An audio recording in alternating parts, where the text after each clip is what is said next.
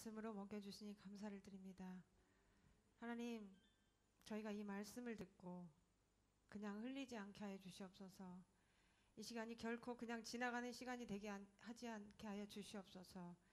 그 말씀이 우리의 마음판에 새겨지게 하시고, 하나님, 우리가 자복하고 회개하며 주님 앞에 돌아오는 귀한 시간이 될 수 있도록 아버지 인도하여 주시옵소서. 이 시간 주님의 음성을 듣기를 원합니다. 주님, 목사님 입술을 통해서 말씀하여 주시옵소서. 예수 그리스도의 이름으로 기도드립니다.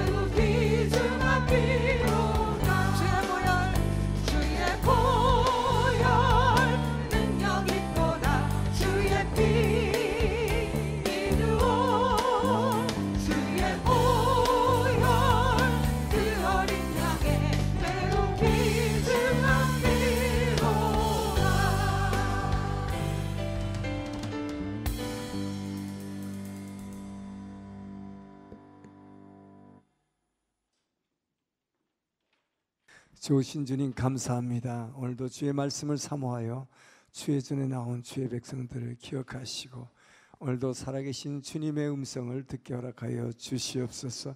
아버지여, 우리가 구약의 말씀을 배우는 것은 주님이 이 땅에 오시기 전에 주님의 이 땅에 오셔서 이루실 모든 것들을 약속하셨고 이 약속이 성취되었음을 우리에게 믿게 하심임을 알게 하여 주시옵소서.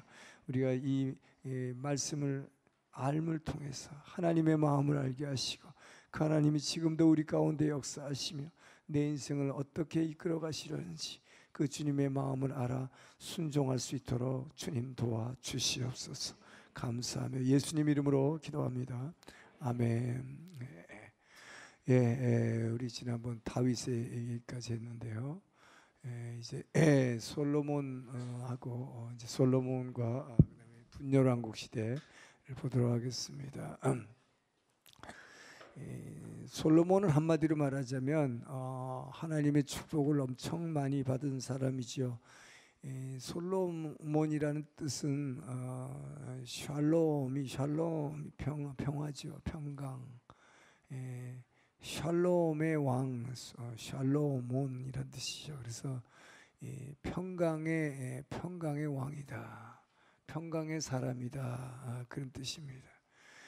다윗은 많은 전쟁을 하면서 또 많은 고난을 겪으면서 하나님의 사람으로 하나님이 훈련시키셨지만 그 아버지 다윗의 모든 고난을 다 받아내고 또 아버지 다윗의 믿음으로 성전을 지을 수 있는 모든 준비를 다 하고 재료와 또 성전의 설계 도면까지 다 준비하고 그래서 솔로몬은 그야말로 이 세상이 가장 평화로울 때 그야말로 샬롬의 왕으로서 평화의 왕으로서 왕의 자리에 오르게 되지요.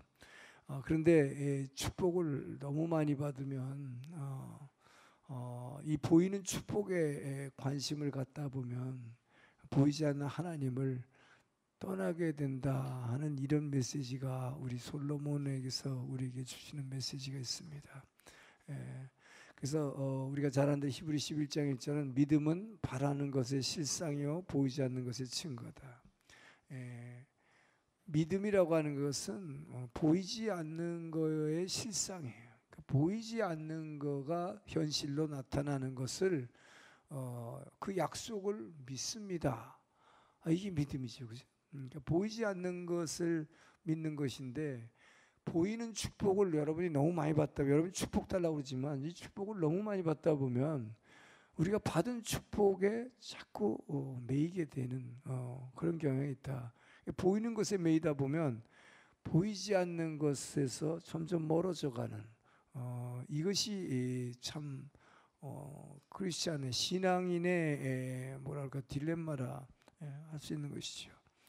그래서 하나님의 축복을 너무 많이 받다 보니까 오히려 그 축복을 자꾸 쳐다보고 그것을 즐기다 보니까 보이지 않는 하나님에서 멀어져 가서 결국은 하나님의 축복받은 사람이 그 인생의 결과는 사실 솔로몬이 죽고 나서 어떻게 됐을까에 대해서는 신학자들이 간에 아주 경론이 있어요.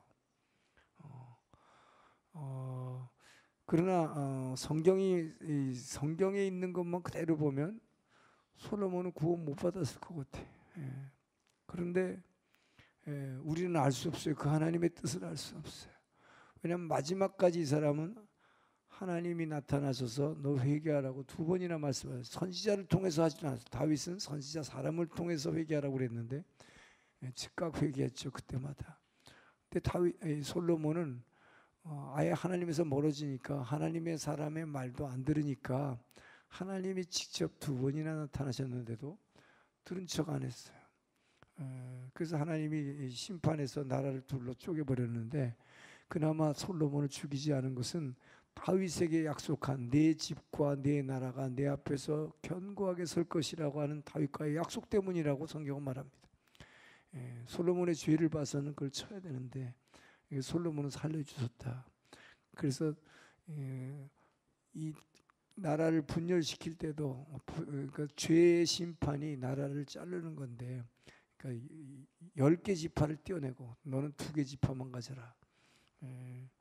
그렇게 하실 때도 솔로몬의 때에 하지 않고 본인의 때에 하지 않고 그 아들의 때에 가서 나누시는, 이 모든 게 결국 아버지 다윗의 믿음 때문에, 다윗과의 한 약속 때문에 솔로몬을 살려두셨고, 솔로몬 때 심판하시지만 솔로몬이 살아있을 때 하지 않고 솔로몬이 죽은 그 다음에 하는, 이렇게 하나님의 모든 은혜는 결국 솔로몬은 하나님의 은혜를 받았지만 그 은혜는 아버지 때문에 받은 것이고, 결국 자신이 젊었을 때 좋은 신앙을 가졌었지만 이 신앙에서 결국은 노년에 신앙을 떠나버렸기 때문에, 그리고 죽었기 때문에 그 후에 어떻게 됐을까에 대해서는 많은 신학자들과 논란이 있어요. 그건 하나님만 아실 것 같아요. 예.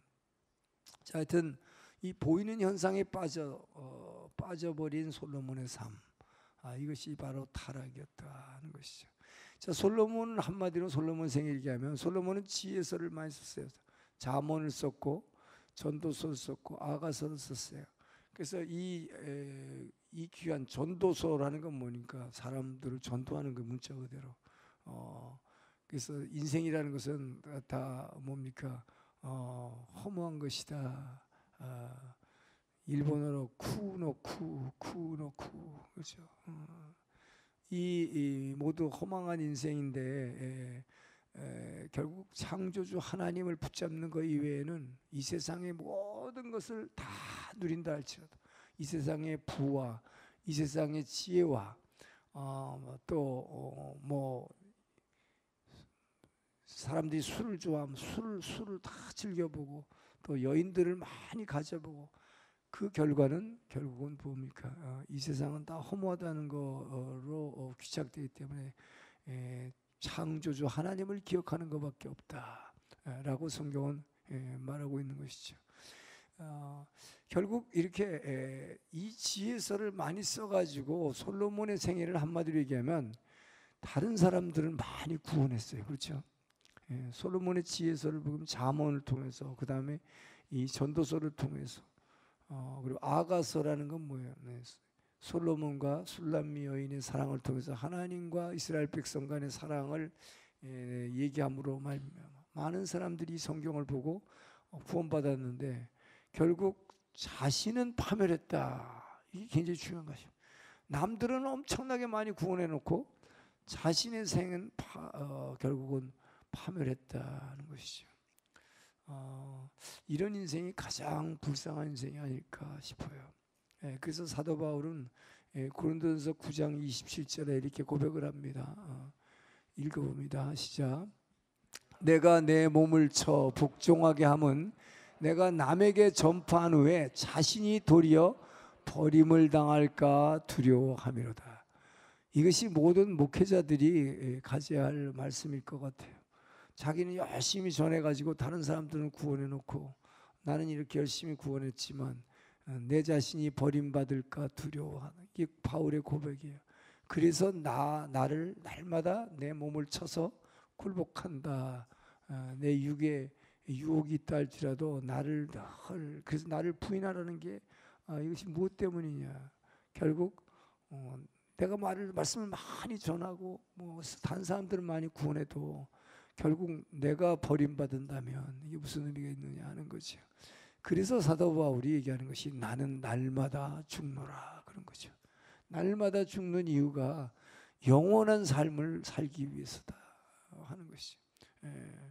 그렇기 때문에 정말 여러분들이 영성이 소학생이냐 아니면 대학생이냐. 제가 새벽경 크리스천에서 새벽기도 나온 사람은 대학생이고 주일 예배 나온 사람은 소학생이다. 근데 사실이 맞아요. 물론 대학생도 주일날 나오지만 주일날 나오는 사람들은 주일 예배만 참석하는 영적인 소학생이죠. 근데 그 차이가 뭐냐? 영성이 커질수록 보이지 않는 거에 더 의미를 두는 것이죠. 보이지 않는 거에 중요성을 가지는 것이죠. 그러니까 보이는 거를 점점 그 가치를 그렇게 중시하지 않는 거죠. 보이는 게 눈에 보이는 물질, 권력, 명예, 이런 거에서 점점 멀어지고 보이지 않는, 그래서 그리스도가 내 안에 담겨진 이 보물에 관심을 가지는 거예요. 보이지 않잖아요. 그러니까 정말로 믿음이 좋고 영성이 좋다 하는 것은 뭐냐면 점점 안으로 들어가는 거죠. 안의 세계로 들어가는 것이다. 그래서 안으로 자꾸 들어가서 안에 있는 걸 확인하는 거지. 눈에 보이는 게, 그러니까 눈에 보이는 거 보면 억울하고 분하고 원통하고 막 이런 거잖아요. 근데 솔로몬처럼 억울하고 분한 게 아니라 눈에 보이는 게 너무 좋고 너무 즐겁고 너무 행복하면 어떻게 돼요? 그것만 붙잡고 있다 보면 보이지 않는 이 안에 담겨진 보배를 잊어버린다 이 말이죠. 결국은 자기가 버림받는다. 이게 얼마나 안타까운가 하는 것이죠. 네. 자, 그래서 솔로몬의 생애를 간단히 정리합니다. 솔로몬은 평강의 왕으로 이제 즉위하게 되지만, 그러나 시작할 때 즉위할 때는 그렇게 좋은 일만 있었던 건 아니죠. 장남인, 자신의 형인, 가장 큰 장남인 아도니아가 다윗 왕이 나이 70에 지금 죽어가면서 거의 혼수 상태에 있으면서도 이 후계자를 임명하지 않으니까 기다리다 장남 아도니아는 내가 왕이 되어야 되는데 왜 아버지가 이렇게 맞으면 공포를 안 하는가. 그래서 자기 스스로 왕이 되기 위해서 이 다윗의 군대 장관인 요압 장군, 그 다음에 다윗의 제사장인 아비아다를 포섭을 해가지고 이 두 사람이 다 넘어가 버리잖아요. 결국 다윗을 배반하고 요압 장군과 아비아달 제사장, 그러니까 당시 제일 중요한 게 군권, 군사력과 그 다음에 영권인 이제 제사장이, 이 두 사람이 다 이 아도니아한테 붙어가지고 왕으로 선포를 해버렸죠. 그때 이 영적인 눈을 가지고 있던 나단 선지자가 개입함으로써, 나단 선지자는 뭘 했던 사람이요? 나단 선지자가 바로 다윗이 법궤를 예루살렘 다윗 궁으로 들여왔을 때, 그리고 나는 이렇게 아름다운 궁전에서 잠자는데 법궤, 하나님이 임재하시는 법궤는 저 마당에 추운데 천막안에 있다는 것을 안타까워하고 있을 때 나단 선지자를 통해서 하나님이 주신 언약이 소위 다윗 언약이죠. 사무엘하 7장 8절에서 16절까지의 말씀, 그 결론은 내 집과 내 나라가 내 앞에서 견고하게 서리라, 영원하리라 약속하신 이 약속을 주신 것이 바로 나단 선지자를 통해서 했어요. 바로 이 나단 선지자는 누가 왕이 될 거야 될 것을 하나님으로부터 들어서 알고 있었어요. 왜? 하나님께서 성전을 솔로몬에게서 지어받겠다라고 말씀하셨기 때문에. 나는 너에게서 성전을 지어받지 않고 다윗이 너를 성전을 그렇게 짓고 하시지만 내 아들 솔로몬에게라니, 솔로몬이라는 아들 이름을 준 것이 나단 선지자를 통해서 주신 것입니다. 그렇기 때문에 이 나단은 이 아도니아가 반란을 일으키자 바로 이 밧세바를 왕비인 밧세바를 찾아가서 당신의 아들 솔로몬을 하나님이 세우셨고, 그 솔로몬을 통해서 이 성전을 지으시기로 약속하셨기 때문에 솔로몬을 세워야 됩니다 했을 때 다윗이 명해서 이제 정식으로 솔로몬을 왕으로 선포하고, 그 행렬이 지나가니까 아도니아 쪽을 갔던 저쪽 행렬은 완전히 찌그러져 버렸지. 바로 그냥, 왜냐하면 다윗 왕의 행차가 돼 버리니까 이 아도니아의 이 잠깐 동안의 이 쿠데타는 그냥 그대로 그냥 무너져 버렸어요. 어쨌든 이렇게 해서 왕이 됐지요. 그래서 나단 선지자를 통해서 하나님이 역대상 28장 6절에 보면 내게 이르시기를, 이렇게 얘기해요. 나단 선지자가 내 아들 솔로몬 그가 내 전을 건축하고 내 여러 뜰을 만들리니 이는 내가 저를 택하여 내 아들을 삼고 나는 그의 아비가 될 것임이라. 하나님께서 나단 선지자를 통해서 이렇게 말씀하셨다고, 이것을 왕비인 밧세바를 통해서 얘기했을 때 밧세바가 결국 다윗에게 전했고, 다윗은 이 말을 듣고 바로 솔로몬을 왕으로 선포하게 됩니다. 그러니까 다윗이 일부러 후계자를 정하지 않고 문기적거린 게 아니라 이걸 보면 다윗도 뭐예요? 누구를 왕으로 시켜야 될지를 자기도 모르니까 기다린 거죠. 네, 죽을 때가 됐는데도 하나님이 말씀 안 해주시니까, 왜냐하면 네 아들을 통해서 성전을 짓겠다고 하는데 그 아들이 누구라고는 말씀 안 해줬다. 자기 속으로는 솔로몬이 됐으면 좋겠는데, 예, 그러나 자기 마음대로 정할 수가 없는 기다렸던 거죠. 이때 나단 선지자가 얘기를 해주니까 이것을 통해서 솔로몬을 왕에 앉히는 거죠. 자, 결국 그래서 솔로몬은 왕위에 등극하게 되는 것이죠. 근데 여기서 참 다윗 왕이 죽기 전에 한 이야기를 보면 조금 실망스러운 게 있어요. 자기가 평소에 얼마나 많은 사람 용서해 줬어요. 요압 장군도 마음에 안 들었지요. 마음에 많이 안 들었어요. 평생 충성을 다한 사람이고 요압 장군과 생사를 같이 했던 사람이에요. 가장 충신이에요.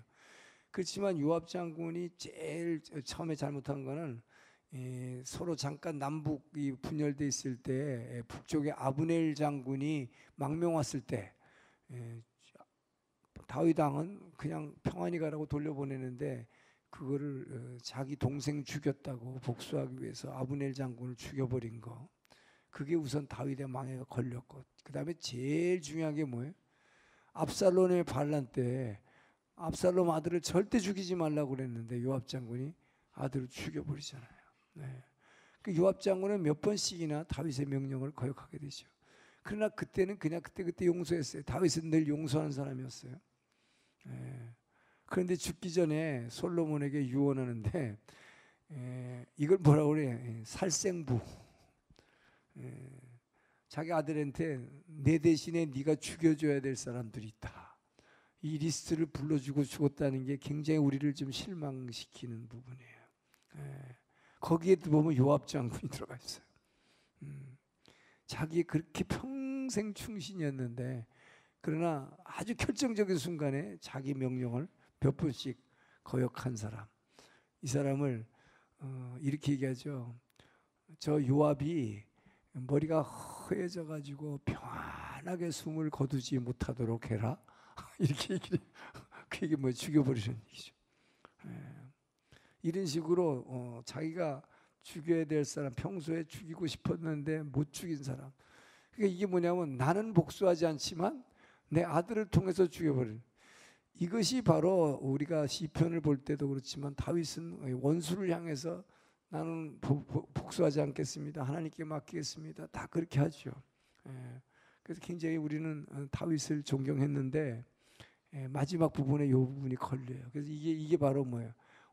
오늘 큐티 본문에서 나왔지만 예수님께서 그래서 선포하신 거예요. 구약의 율법 시대는 세례 요한까지다라고 한 게 그거예요. 구약의 한계죠. 이게 구약 히브리 사람들이 믿었던 하나님의 한계.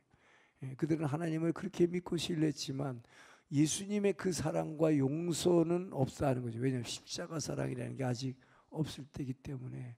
그러니까 원수는 언젠가는 죽여야 된다라는 생각이 아직도 다윗에게 남아 있었다는 것을 우리가 볼 수 있어요.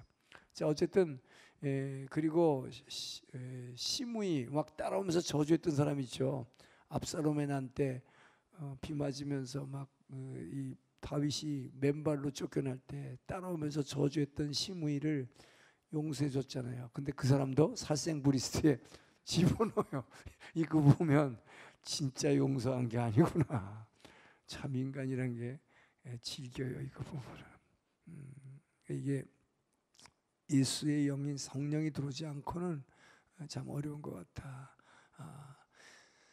그리고 솔로몬도 그에 따라서 정적을 하나씩 제거해 나갑니다. 그래서 형님인 아도니아가 자기가 스스로 왕이 됐죠. 그러나 그 자리에서 죽이지 않았어요. 왜냐하면 아도니아가 성전에 가서 성전 뿔을 잡았어요.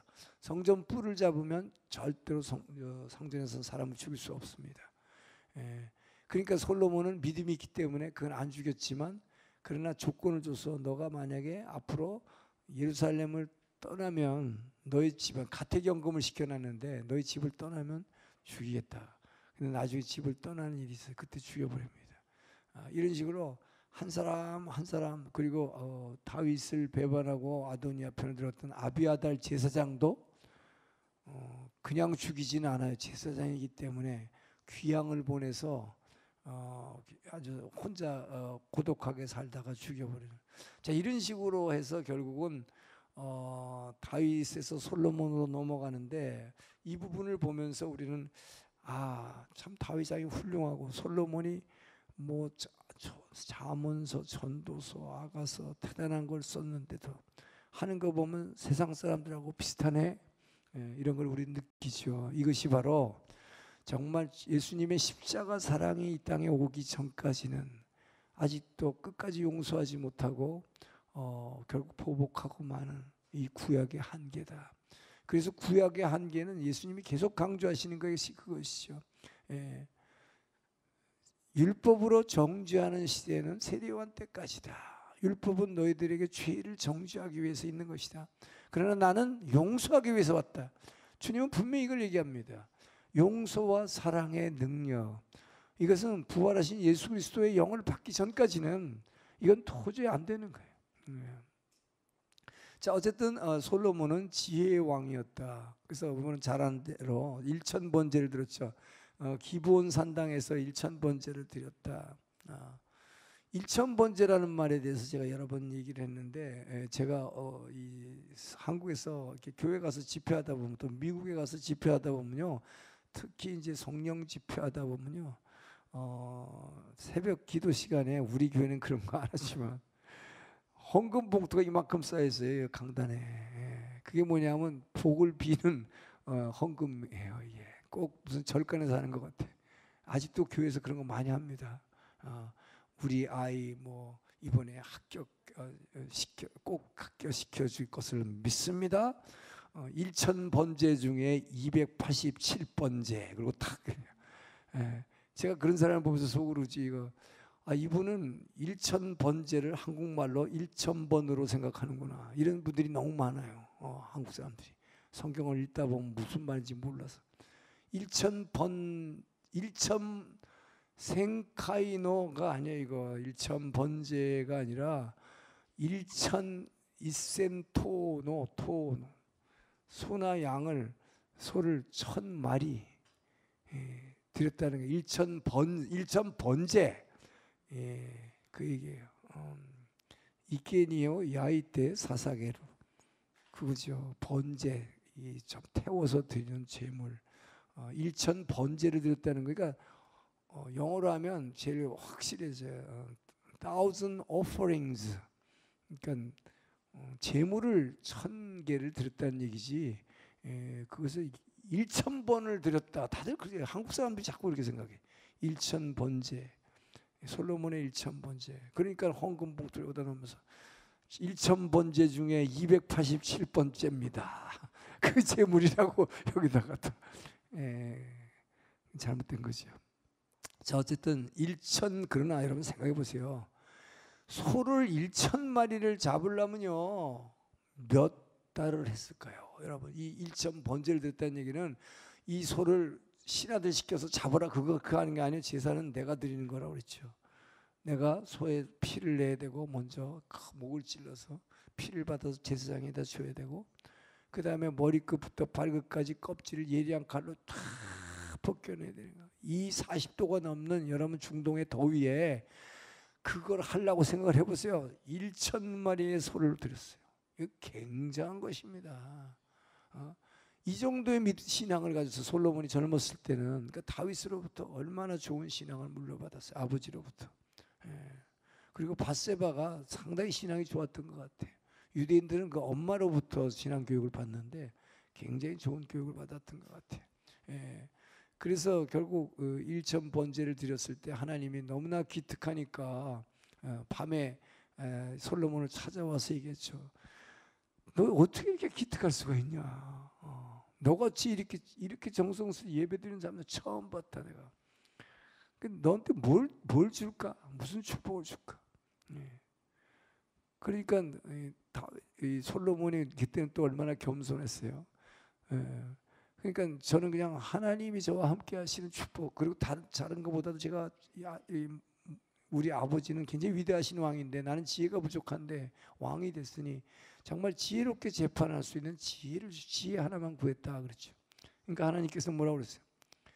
너는 보통 사람들이 구하는 부를 구하지도 않았고 특별히 오래 살게 해달라는 장수도 구하지 않았다. 그러나 나는 네게 지혜는 물론이고 네가 구한 건 물론 네가 구하지 않은 부와 장수와 명예 이걸 다 주겠다. 하나님이 얼마나 기특했으면 전 여러분이 그런 축복 받길 축원합니다. 내가 원한 거에 플러스 알파 정도가 아니라 훨씬 많은 걸 주신 거잖아요. 자, 그래서 이 지혜를 받게 됐다. 하나님이 약속하시고 금방 지혜를 줬죠. 그래서 금방 성경에 나오는 게 뭐예요? 두 여인의 재판 사건이 나오죠. 솔로몬의 지혜하면 다들 여러분 잘 아시는 거죠. 두 명의 창녀가 있었는데 둘 다 어떻게 애를 가졌다. 하나는 진짜 애고 하나는 가짜 애예요. 근데 하나가 죽었다. 어떻게 자다가 깔아서 이렇게 그런 사람도 있어요. 엄마가 아기를 깔아서 죽였대 자다가. 어쨌든 그렇게 됐대요. 그러니까 애 하나 있는 걸 둘이서 같이 자다 그랬는데 이게 내 아이다 저 사람 아이다 서로 분쟁이 생겨서 솔로몬 앞에서 재판을 받은 거죠. 여러분 뭐 잘 아는 솔로몬의 지혜하면 뭐 누구나 다 아는 얘기잖아요. 이거 이 얘기가 누구 얘기입니까? 그랬을 때 솔로몬이 준 지혜가 뭐예요? 뭐라고 판결을 했어요? 그 아이를 칼로 반으로 자르라 그런 거죠. 그러니까 가짜 엄마는 얘 그렇게 자르세요 그랬고 진짜 엄마는 몸으로 확 덮으면서 나를 치세요 그랬잖아요. 그래서 솔로몬의 지혜라 그러는 거죠. 솔로몬의 지혜 재판하면 유명한 거죠. 자, 이르고 나서 솔로몬이 그 지혜를 가지고 쓴 것이 바로 잠언. 당시에 중동의 지방에 있는 모든 이 곶도화자죠. 곶도화자. 이 좋은 말들 속담을 3,000편을 갖다가 하나님의 관점에서 정리해서 쓴 것이 잠언이에요. 그래서 이거를 잠언은 31장으로 되어 있기 때문에 하루에 한 장씩 매일 읽으면 그날의 말씀이 된다. 잠언 21장은 21일 날 읽으면 되고 잠언 3장은 3일 날 읽으면 되고 그 달에 못 읽었으면 그 다음 달에 읽으면 되고 그 잠언은 참 좋은 정말 하나님의 지혜예요. 자, 이렇게 해서 전도서 아가서 이렇게 좋은 얘기를 해서 남들은 많이 구원했는데 나중에 자기가 참 하나님에서 버려짐을 받는 이야기다는 거죠. 자, 그리고 나서 성전을 봉헌하죠.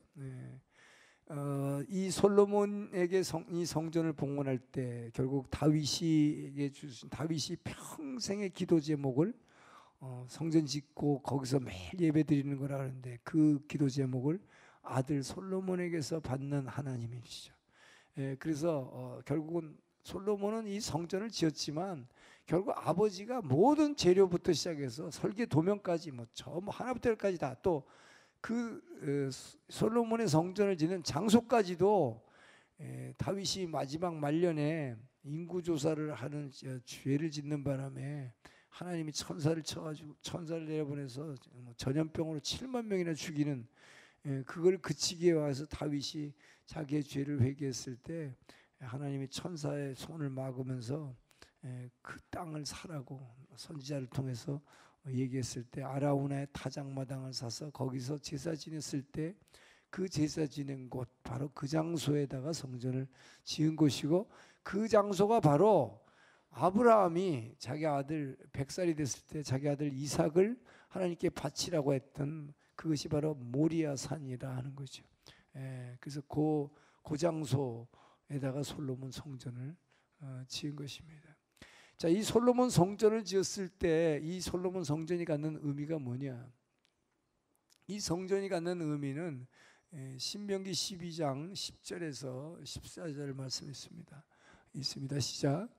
너희가 요단을 건너 너희 하나님 여호와께서 너희에게 기업으로 주시는 땅에 거주하게 될 때에 또는 여호와께서 너희에게 너희 주위의 모든 대적을 이기게 하시고 너희에게 안식을 주사 너희를 평안히 거주하게 하실 때 너희는 너희 하나님 여호와께서 자기 이름을 두시려고 택하실 그곳으로 내가 명령하는 모든 가지고 갈지니 곧 너희의 번제와 너희 희생과 너희 11조와 너희 손의 거제와 너희가 여호와께서 원하시는 모든 아름다운 서원들을 가져가고 너희와 너희의 자녀와 노비와 함께 너희의 여호와 하나님 앞에서 즐거워할 것이요 내 성중에는 레위인과도 그리할지니 레위인은 너희 중에 분깃이나 기업이 없음이니라.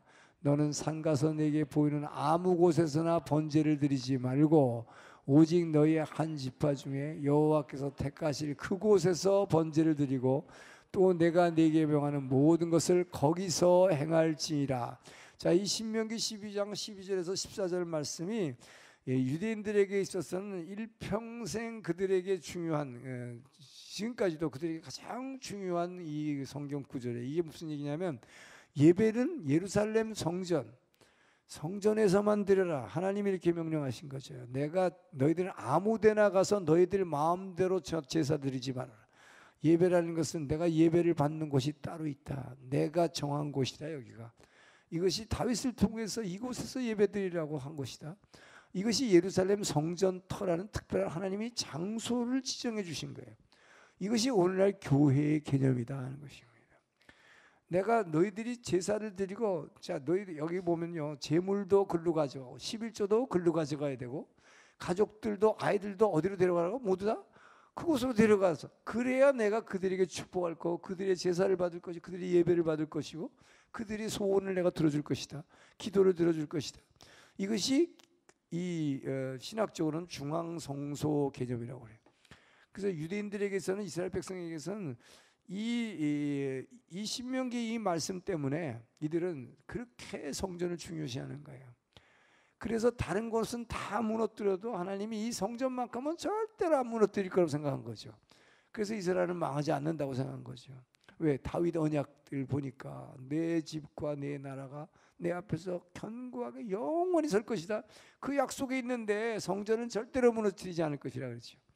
그러나 나중에 선지자들 통해서 뭐라 그래요? 결국은 그러니까 예배는 하나님이 예배를 받으시는 곳이 바로 교회다. 이게 중앙성소 개념이다 하는 거예요. 그래서 예를 들어서 우찌무라 간조 같은 사람이 정말 일본에서 말씀을 잘 전했지만 가장 실패한 것이 이 신명기 말씀을 몰랐다는 거죠. 이것이 꼭 유대인들에게만, 왜냐하면 옛날에 특히 초기에 이 신앙을 이렇게 복음을 전했던 분들이 특히 일본의 약점이 구약을 몰라요. 구약을 신약만 갖고 자꾸 얘기를 하다 보니까 하나님이 성소 개념이라는 겁니다. 내가 드려야 할 장소가 있고 이곳에 와서 드리는 것만 내가 받겠다. 너희들 마음대로 아무 데서나 예배드리지 말라. 이런 것들의 중요성을 모르는 거죠. 이것이 교회, 오늘날의 교회가 됐다는, 이 성전이 교회가 됐다는 개념을 모르는 거죠. 어쨌든 그러나 그래 이스라엘 백성들은 그런데 이것을 너무 이것만 붙잡고 있었지만 하나님께서는 나중에 선지자들 통해서 뭐라고 그래요? 예배가 엉망이 됐을 때, 말하자면 정말 신령과 진정으로 드리는 예배가 아니라 억지로 그냥 드려야 되니까 드리는 제사는 내가 받지 않겠다. 그래서 결국 이 성전도 무너뜨리라고 하신 것이죠. 왜? 성전은 지어놓고 실제로는 예배는 안 드리고 바알 우상 쫓아다녔기 때문에. 자, 어쨌든 이렇게 해서 이 뭐예요? 다윗이, 아니 솔로몬의 성전을 짓고 난 다음에 우리가 열왕기에서 가장 중요한 앞부분에서 중요한 게 열왕기 8장 29절에서 43절에 나오는 솔로몬의 봉헌기도. 여러분들이 이것은 좀 알으실 필요가 있어요. 잠깐 보여주세요. 솔로몬의 봉헌기도가 길지만 그냥 몇 구절만 읽어봅니다. 시작. 주께서 전에 말씀하시기를 내 이름이 거기 있으리라 하신 곳 이 성전을 향하여 주의 눈이 주야로 보시오며 주의 종이 이곳을 향하여 비는 기도를 들으시옵소서. 자, 보세요.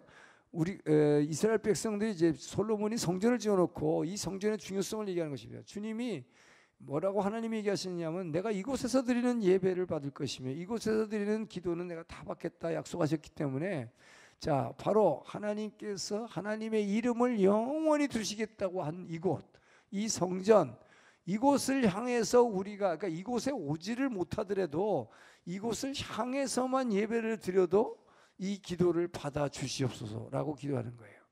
그러면서 여기 나오는 계속 뒤에 내용을 보게 되면 성전에 나와서 드리는 기도가 예를 들어서 내 가정에 무슨 문제가 생기는 기도, 그 다음에 뭐 병이 났을 때 기도, 그 다음에 나라가 하다못해 전쟁을 할 때 우리가 이기게 해달라는 기도, 하다못해 나라가 다 망해서 우리가 포로로 끌려갔어요. 멀리 있다 할지라도 그곳에서 이 성전을 바라보고 하는 기도를 들어주시옵소서.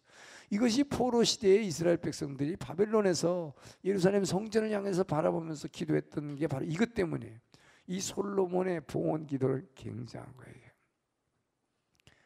여러분이 딴 데 있더라도 정말 이 성전을 향해서 바라보면서 기도하기를 축원합니다. 주님은 그걸 원하세요. 주님의 머리 대신 교회가 있는 곳을 바라보는 그 마음을 하나님은 굉장히 중시하세요. 그래서 주의 몸된 교회를 생각하면서 그곳을 향해서 내가 부르짖을 때 이 기도를 들어달라고 솔로몬이 얘기하는 거예요. 하나님은 그 기도를 다 들어주십니다. 그래서 이 솔로몬의 봉헌 기도를 보면 솔로몬이 그 당시에 신앙이 얼마나 좋았는가 하는 것을 참 알 수 있어요. 그러니까 이 사람은 정말 축복받을 사람이구나 하는 걸 알겠는데 나중에 이 축복이 너무 많아가지고 이 축복에 깔려 죽은 사람이 솔로몬이다. 참 너무 안타깝다는 거지. 그래서 제가 여러분에게 말씀하지만 축복 적당히 달라고 그러세요. 너무 많이 받으면 솔로몬 같이 돼.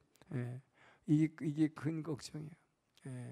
자, 솔로몬이 그래서 무너지는 과정인데요. 솔로몬은 이렇게 세워졌어요. 그리고 많은 축복을 받았어. 근데 솔로몬이 무너지는 거는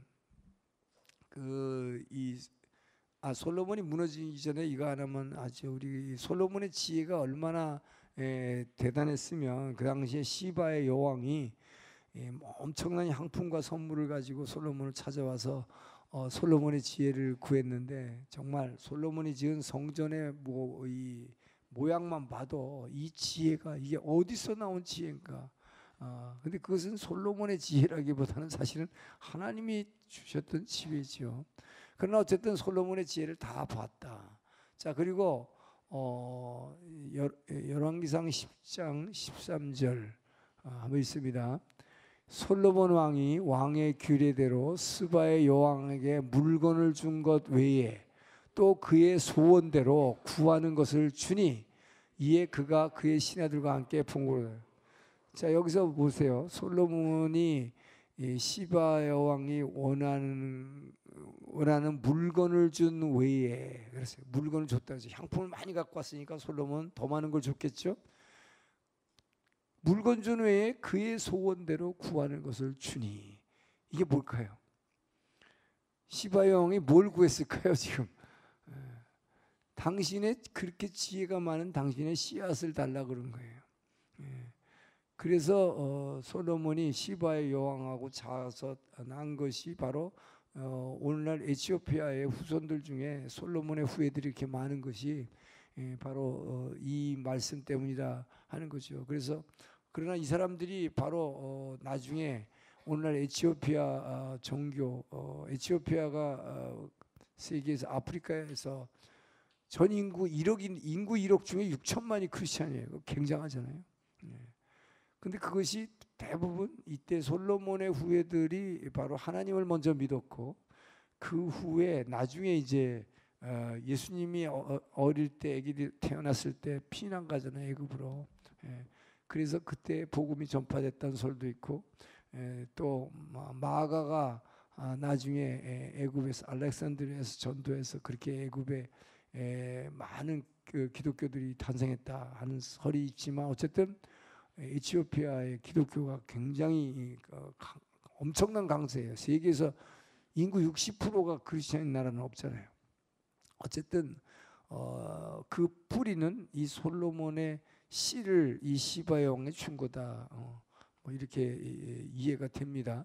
자, 어쨌든 이렇게 지혜를 많이 구사했던 솔로몬이지만 이 사람이 무너지는 이유가 뭐냐? 이것이 솔로몬이 무너진 이유는 한 가지예요. 왕에게 준 하나님의 규례가 있어요. 그러니까 모세 오경이라는 것은 율법이죠. 이 모세 오경이나 율법에는 이스라엘 백성들이 지켜야 할 모든 것이 다 있고 특히 이스라엘의 왕들이 지켜야 될 게 있어요. 이것이 신명기 17장 보죠. 신명기 17장에서 보면 14절에서 17절까지입니다. 같이 읽겠습니다. 시작.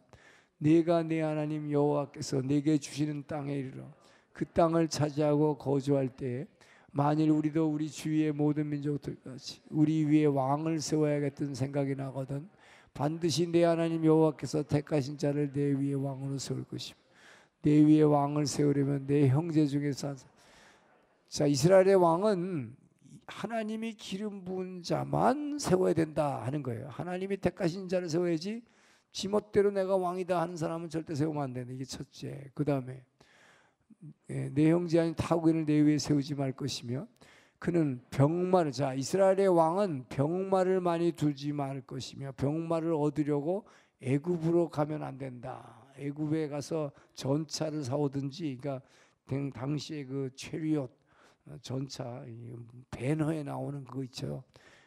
그 전차를 사더니 말을 사러 보내면 안 된다. 말을 많이 왜 그럴까요? 하나님이 이스라엘은 하나님이 지켜주시는 나라지 네가 군사력 갖고 지키는 나라가 절대 아니라는 거. 그 다음에 이는 여호와께서 너에게 이르시되 너희가 이후로는 그 길로 다시 돌아가지 말 것이라 하셨으며 그에게 또 왕은 아내를 많이 두면 안 된다. 그의 마음이 미혹되지 말게 할 것이 자기를 위하여 세 번째 은금을 많이 돈 너무 많이 갖고 있지 말라. 자 17절까지 이게 왕의 규례예요. 그런데 아주 하나씩 다 어겨요. 이게 이제 솔로몬이. 그래서 여기에서 이제 타락하게 되는데 먼저 뭡니까? 솔로몬은 병마를 말을 많이 들어 말을 사러 애굽에 보내지 말라고 그랬는데 엄청난 말을 사요. 그리고 전차들을 사와요. 그래가지고 무깃도라는 곳에다가 전차 부대를 만듭니다. 솔로몬 시대에는 이 전차 부대가 굉장히 강력했다고 그러는데 병거가 전차가 1,400대니까 굉장한 거죠. 탱크가 막 오늘날은 탱크 1,400대. 그 다음에 마병이 12,000명. 말 마구간만 4,000개. 이게 엄청나요. 그리고 결국은 이 사람이 다윗 궁전하고 이제 궁전을 더 다윗 궁을 7년 만에 졌는데 다윗을 궁을 더 보수해서 궁전을 솔로몬의 궁전을 엄청나게 지죠. 그리고 뭐 찬송가도 있잖아요. 저 솔로몬의 옷보다 더 고운 백합화라고. 솔로몬의 옷에다가 얼마나 보석으로 치장을 많이 했으면 그 정도로 솔로몬은 막 엄청난 부를 누린 거죠. 왜 하나님이 부의 축복을 주시겠다 약속했으니까. 그런데 어쨌든 첫째 군사력을 이렇게 많이 가졌다는 거. 두 번째 아내를 많이 두지 말라고 그랬어요. 그래서 그 여인들에게 미혹될 것이다 그랬는데 솔로몬의 부인이 몇 명입니까? 1,000명이에요. 1,000명. 정식 왕비가 700명. 왕비가 700명이면 거기다가 후궁이 300명. 빈장이라 해서 빈장. 우리나라 한국에서 뭐 장희빈 하는 이 빈장. 이 빈장이 300명. 그래서 1,000명이에요. 정말 한 분 모시고 사는 것도 힘든데 1,000명이면 한 사람 얼굴 보려면 3년이 걸려. 매일 하루 교대를 해도. 세상에 여러분 근데 인간의 욕구가요 얼마나 한이 없을까요 진짜. 여러분 생각에 1,000명이면 그것도 대단하고 지금 웃잖아요. 그런데 그것도 모자라요. 그래서 솔로몬이 한 게 인근의 변방에 있는 나라들하고 결혼 정책을 합니다. 그래가지고 화친 정책을 쓴다 그래가지고 뭐 옆에는 모압, 암몬, 뭐 이 저기 뭐야 에돔, 뭐 하여튼 시리아 뭐 이런 나라에 젊은 15, 16살 뭐 공주들하고 나이 80 먹은 노인네가 정략 결혼을 해요. 다 결혼해가 또 다 그것도 왕비가 되는 거예요. 그렇게 하니까 그 여인들이 가지고 온 우상들이 엄청 많아지고, 얼마나 우상이 많으면 몇백 명을 들어왔는지는 모르겠어요. 오늘날 예루살렘을 가면요, 여러분 성지순례를 하다 보면 예루살렘에 아주 예루살렘에 대해서 진짜 잘 아는 사람이 이 설명을 드리면 그냥 가이드가 아니고, 얼마나 많은 이 솔로몬이 그 당시에 이 이방 여인들 그 아내를 데려온 그 여인들이 가져온 우상, 그 우상의 신전들을 예루살렘 성전 근처에다가 엄청나게 많이 지어놨다 이 말이에요. 근데 그거를 히스기야 왕 때, 나중에 우리 왕국 시대 히스기야 왕 그다음에 요시야 왕이, 이 두 왕이 종교 개혁을 해가지고 이 솔로몬과 그 다음에 이제 므낫세라든지 이 아하스라고 하는 이 우상 성비는 왕들이 지어놓은 엄청난 이방 신전들을 다 종교 개혁을 통해서 히스기야 왕이 부셨다고 그랬어요. 또 요시야 왕이 부셨다고 그랬어요. 그렇게 부셨는데도 오늘날 예루살렘을 가도 솔로몬이 지은 그 이방 여인들 아내들을 통해서 왕비들이 섬기던 그 신전들이 아직도 뭐 수십 개나 남아 있어요. 그걸 보면 얼마나 많은 여인을 그렇게 거느렸는지 도대체 뭐 상상이 안 갈 정도다. 그런데 그들이 우상을 섬길 그 신전을 지어달라고 그랬을 때 처음부터 솔로몬이 그래 하고 지어줬을까요? 처음에는 안 된다고 막 소리쳤겠죠. 그러나 결국 그 여인들의 유혹에 넘어가서 우상 세우고 신전 세우고 하다 보니까 엄청나게 많은 신전을 세우게 됐다는 거죠. 결국 이런 이 범죄로만 결국 뭐냐면 이렇게 하다 보니까 보이는 축복을 쫓아가다 보니까 그 여인들에 빠져서 하나님을 떠났다. 이방 우상으로 간 거죠 결국. 그래서 하나님이 두 번이나 나타나서 회개하라고 돌이키라고 그랬는데 무시했다 그랬어요. 무시했다. 본 척도 안 했다. 그래서 하나님이 버림받았다고 성경은 얘기합니다. 결국은 자 다니엘 왕국 시대가 지금 120년이에요. 다윗 그러니까 사울 왕 40년, 다윗 왕 40년, 솔로몬 왕 40, 다 40년씩 했어.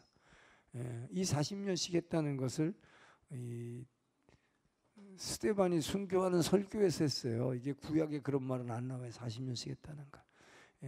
스데반이 설교 40년씩 했어요. 그래서 40년씩 했는데 120년간. 그러나 이들의 공통점이 있어요. 단일 왕국의 공통점. 결국은 단일 왕국 시대를 성경에서 얘기한 것은 사무엘 상하. 이것을 통해서 다윗 왕국이 세워지는 얘기를 하고, 열왕기 상에서 지금 열왕기 11장까지가 열왕기 1장에서 11장까지가 솔로몬 얘기예요. 근데 이 솔로몬 얘기를 통해서 결국 솔로몬이 축복받고 결국 쓰러져가는 얘기를 하고 있는 거예요. 열왕기서와 역대기를 여러분 분명히 이걸 구별해야 될 필요가 있습니다. 열왕기 상하가 있고 열왕기 상하가 있죠. 그 다음에 역대기 상하가 있어요. 이 두 가지가 다른 것은 이건 레츠오키와 레키다이키가 이게 다른데, 이 열왕기는 우선 저자가 이건 예레미야라고 추정돼요. 예레미야. 역대기는 에즈라. 그 이 저자에 따라서 이 쓴 목적이 다르다는 것이죠. 우선 열왕기서는 기본적으로 북쪽 이스라엘 왕, 북쪽 이스라엘, 북이스라엘이죠. 북이스라엘 왕조 중심이죠. 그러나 남쪽 유다 왕도, 남쪽의 유다 왕의 이야기도 다 하긴 합니다. 그러나 주로 북이스라엘 왕국 중심으로 하고 있어요. 역대기는 완전히 남쪽 유다 왕의 얘기만 하고 있어요. 남유다, 이건 유다의 얘기예요. 그러니까 이 대상이 열왕기에서 열왕기 레스오키는 북쪽과 남쪽의 왕을 다 얘기하지만 주로 북쪽 왕 중심으로 얘기했다. 역대기는 남쪽 유다 왕 중심이다. 그런데 이 목적이 다른 것은 열왕기라고 하는 것은 예레미야가 뭘 썼냐? 이렇게 죄짓다가 망했다 하는 얘기를 한 거예요. 열왕기는 왕들이 이 사무엘 상하를 통해서는 다윗 왕국이 세워져 가는 얘기를 했죠. 다윗 왕국이 세워짐으로 이스라엘에 원래 하나님께서 이스라엘 백성을 이 약속의 땅에 집어넣은 이유가 뭐예요? 그 땅에 들어가서 예배하는 공동체를 만들라는 거였죠. 그래서 다윗의 때에 결국은 하나님 나라가 이 땅에 이루어졌어요. 그러나 솔로몬 때에 가서 그것이 융성하는 것 같았지만 오히려 무너져 버렸죠. 하나님을 떠나는 바람에. 그렇기 때문에 이들이 열왕기라고 하는 것은, 열왕기상하라는 것은 이렇게 해서 솔로몬이 열왕기의 시작이 솔로몬 얘기로부터 1장에서 11장까지 얘기하다가 결국 11장에서 나라가 분열되는 얘기로 해서 결국 열왕기서는 나라가 왜 분열됐느냐, 왜 분열. 이 분열이라는 건 뭐 심판이죠. 하나님의 심판이었다. 근데 분열 정도가 아니라 나중에 결국 뭐예요? 멸망했다, 망했잖아요. 그러니까 죄 때문에 망했다라는 얘기를 하는 게 열왕기서예요. 열왕기서는 왕들이 어떻게 하나같이 이렇게 죄를 져서 망했느냐, 왜 망했느냐. 근데 역대기는 관점이 다르다 하는 것이에요.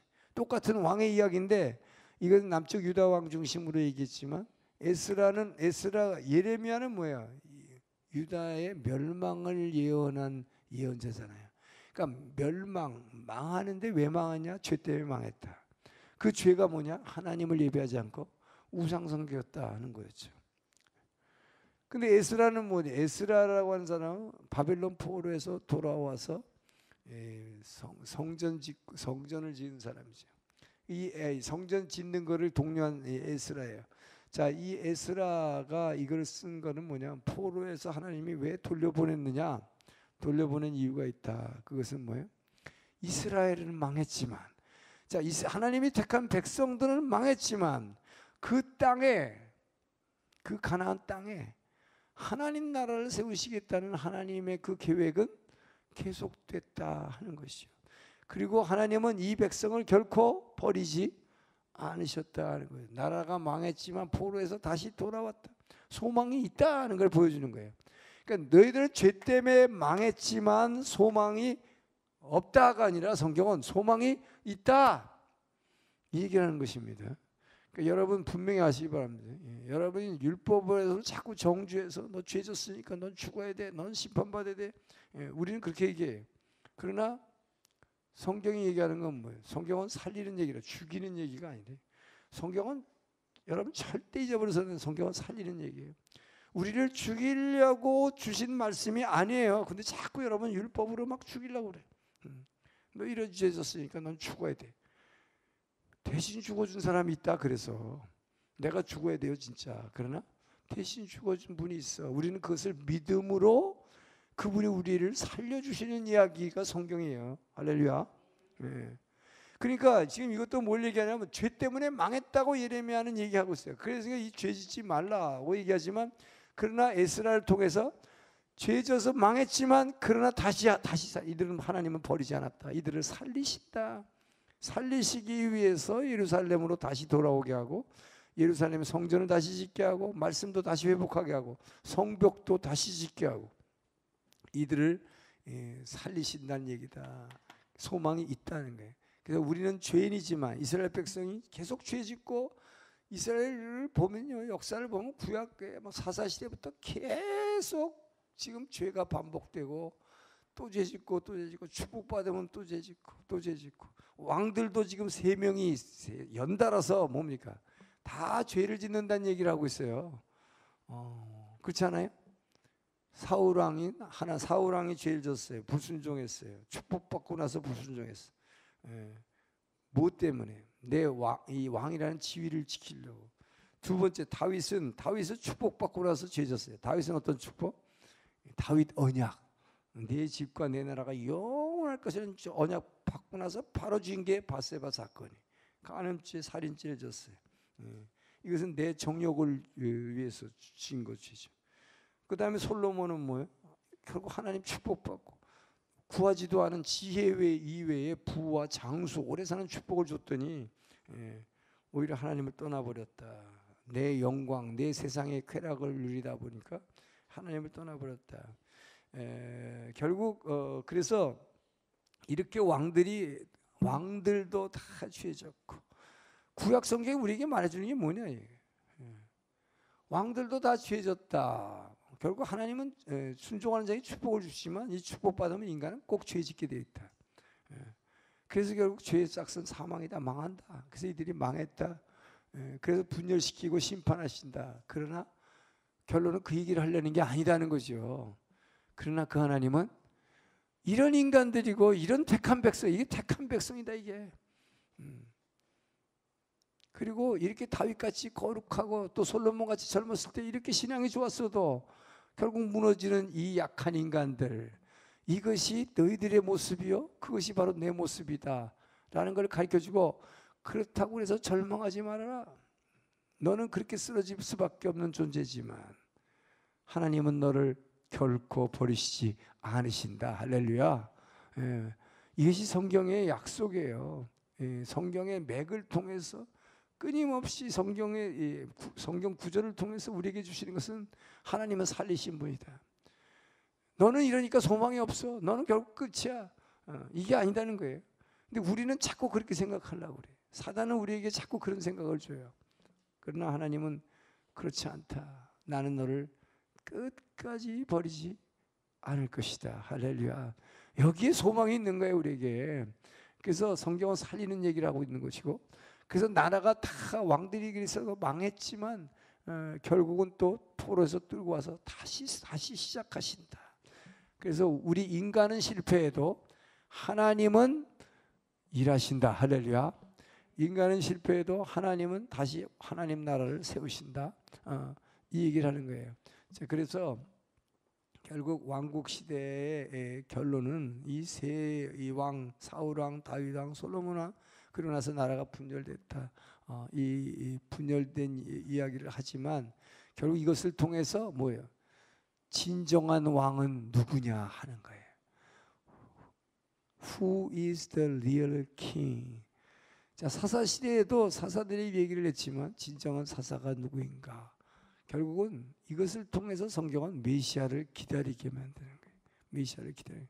그래서 이 왕국 시대를 통해서 하나님은 우리에게 메시아를 기다리는 사상을 주시고, 그래서 이스라엘 백성들이 이때부터 약속한 메시아를 기다리기 시작해요. 다윗은 진짜인 줄 알았는데, 저렇게 믿음 좋은 사람은 진짜인 줄 알았는데, 근데 하나님은 뭐예요? 이것도 아니다. 이 사람도 이렇게 정말 엄청난 죄를 짓고 만다. 이것이 너희의 모습이다. 그러나 실망하지 말라. 하나님은 일하신다. 하나님은 다시 살리시는 분이다. 이게 우리의 소망이에요. 그래서 예수 그리스도는 정말 우리를 대신해서 십자가에 모든 죄를 다 지시고 그것을 다 이기시고 승리하신 부활의 능력을 우리한테 주시는 분이다. 이것을 우리는 단지 믿음으로 말미암아 그분의 능력을 우리 안으로 끌고 옴으로써 우리의 인생이 완전히 지옥 같은 삶을 살아야 되는데 천국으로 바꿔주시는 하나님. 할렐루야. 이것이 메시지입니다. 오늘은 제가 목이 아파서 여기까지 할게요. 분열왕국 들어가려고 했는데 더 이상 못하겠어요. 오늘 성경 말씀은 듣기로 하겠습니다. 시편 129편.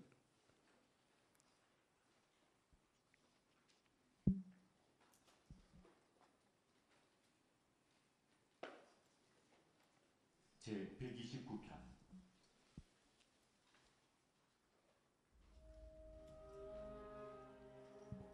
이스라엘은 이제 말하기를 그들이 내가 어릴 때부터 여러 번 나를 괴롭혔도다. 그들이 내가 어릴 때부터 여러 번 나를 괴롭혔으나 나를 이기지 못하였도다. 밭가는 자들이 내 등을 갈아 그 고랑을 길게 지었도다. 여호와께서는 의로우사 악인들의 줄을 끊으셨도다. 무릇 시온을 미워하는 자들은 수치를 당하여 물러갈지어다. 그들은 지붕의 풀과 같을지어다. 그것은 자라기 전에 말하는 것이라. 이런 것은 베는 자의 손과 묶는 자의 품에 차지 아니하나니 지나가는 자들도 여호와의 복이 너희에게 있을지어다 하거나 우리가 여호와의 이름으로 너희에게 축복한다 하지 아니하느니라.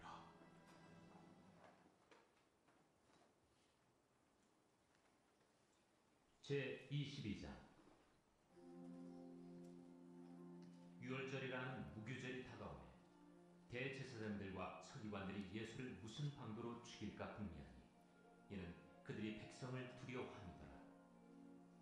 12 중에 하나인 가룟인이라 부르는 유다에게 사탄이 들어가니 이에 유다가 대제사장들과 성전 경비대장들에게 가서 예수를 넘겨줄 방도를 의논하며 그들이 기뻐하여 돈을 주기로 언약하는지라.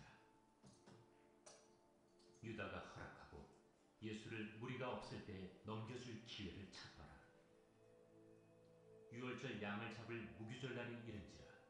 예수께서 베드로와 요한을 보내시며 이르시되 가서 우리를 위하여 유월절을 준비하여 우리로 먹게 하라. 어디서 준비하기를 원하시나이까? 보라, 너희가 성내로 들어가면 물 한 동이를 가지고 가는 사람을 만나리니 그가 들어가는 집으로 따라 들어가서 그 집 주인에게 이르되 선생님이 내게 하는 말씀이 내가 내 제자들과 함께 유월절을 먹을 객실이 어디 있느냐